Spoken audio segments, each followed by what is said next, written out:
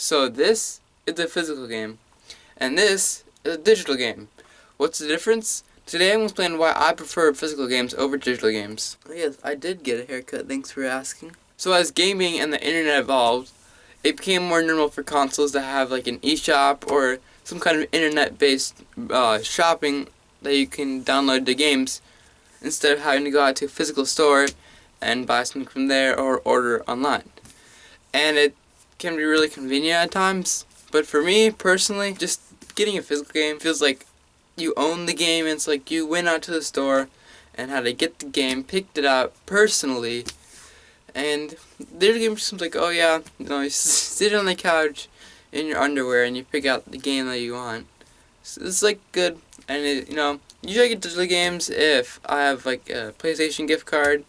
I just spend it on the eShop, or it's not eShop on PlayStation, but you know what I mean.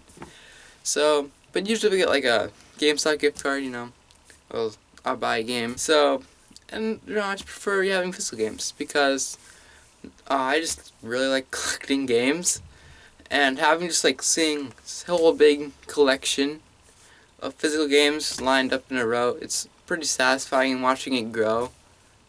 And digital games, it's easier because you don't have to get up, change the disc when you want to play a different game, and all that jazz. Another thing I like about physical games is you can buy them used. Like, you can't buy digital games used because, like, I guess you can buy like a console with digital games downloaded on them used, but you can't really buy digital game used. You can't like send it across consoles.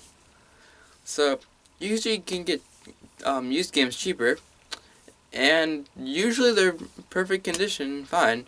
Like, get a lot of pre-owned games just because perfectly the same. So buying used games is just a bit cheaper, but that cheapness is definitely a big advantage I think physical games are going to have over digital games when we move into the next generation, because it's rumored that we might have, not really rumored, but we're guessing that we might have a price jump in like $10, because 2K announced that 2K21 is going to be $70, so normally it would be $60, and that kind of surprised everyone, like, oh no, game's going to be $70, but thinking about it, it's like, well, the price hasn't changed for 15 years, so, digital games do go on sale sometimes, sort of physical games, but you just, if you buy a used copy, you're going to get a discount. And sometimes not all that much, like new games, used games, like Last of Us Part 2, it's just like $55 instead of $60. It's like, oh, okay. Don't saving $5, and that's not a ton in the grand scheme of things. I mean, sometimes it's nice just like open up, unwrap the packaging around the game, smell the new game smell.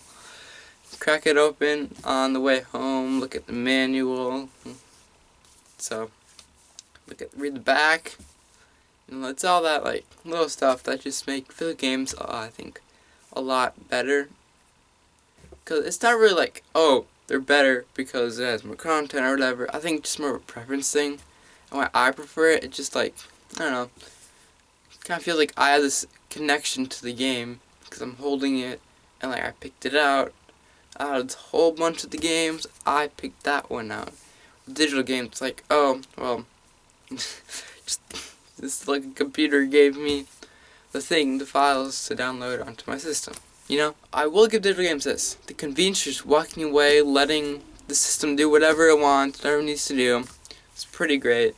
You want to make a sandwich? Well, Uncharted downloads? Well, you can do that. Digital games are also, I'm guessing, makes sense that they're cheaper to manufacture because there's just, give them the files and then you download the files to your system.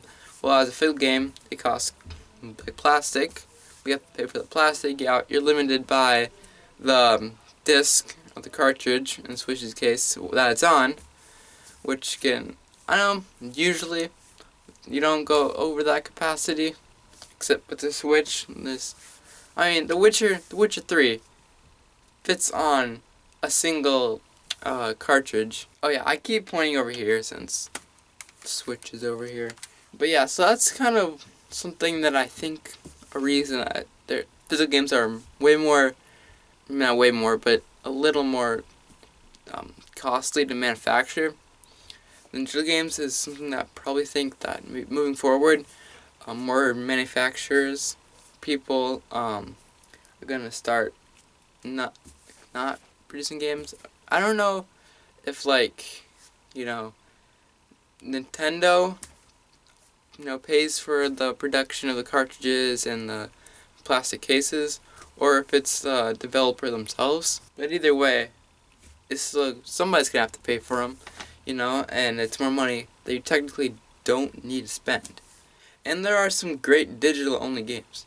I mean, a bunch of indie games or not have to, but are digital because that's the easiest way. You can't just live your life not ignore. You can ignore digital games, but you're missing out on a lot. That's why I think limited run is super cool, since they take digital only games and they make a physical copy and for a limited time amount on their website, and it's like really cool because it's like it's not supposed to be physical, but you have a physical copy. I don't own any personally, but I think I'll check it out sometime if there's a game that I have a digital copy of or want to check out. So yeah, that's my whole stance on the physical versus digital game debate. What do you think? Leave your comments down below, and just like and subscribe to the video with the bell turned on, all the YouTube stuff. And I'll see you in the next one. Peace out.